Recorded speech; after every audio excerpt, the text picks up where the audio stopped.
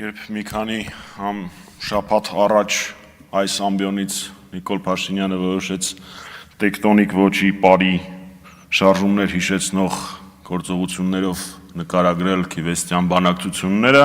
եւ դարձավ տիկտոկյան աստղ, ես մտածում եմ ոչ մի բանի վրա չեմ զարմանա։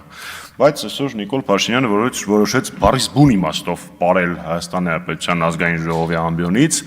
ընդ որում ինքը պատկերացնում էր, որ իր ձեռքում կտրած գլուխը, մարմնի այլ մասեր,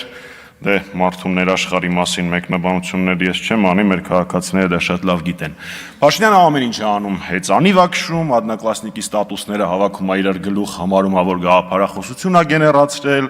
ոդկաստ է անում է ամեն ինչ, բացի իր խոստացածից, չի հրապարակում բանակցային փաթեթները։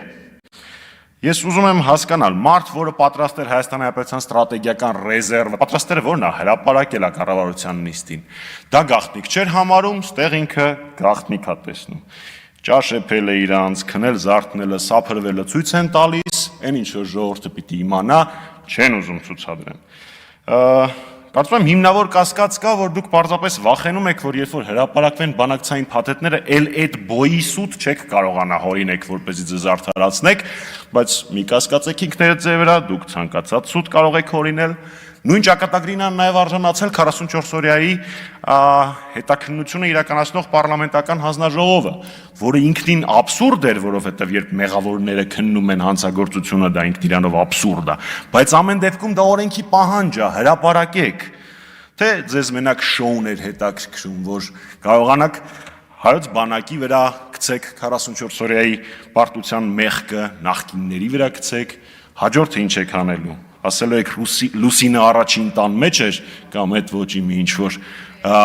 աբսուրդներ ներկայացրեք։ Թե կարող է հանգարց պարզվի, որ 44-օրյայի ընթացքում, եթե մեր սպառազինությունների պլանը չփոխեիք ու հոպեր առնեիք, ԱԹՍ-ներ առնեիք, սելֆի սուերի փոխարեն, ապա արդյունքը այլ կլներ։ Թե կարող է Իսկանդերի կիրառումը ճիշտ ժամանակին եւ ճիշտ տեղում այլ արդյունքի բերեր։ Չնայած դժվար դուք վերջապես հանդգնություն ունենաք դա հրապարակելու։ Ինչ եմ ես ակնկալում մարդկանցից, ովքեր 44-օրյա պատերազմի զոհերի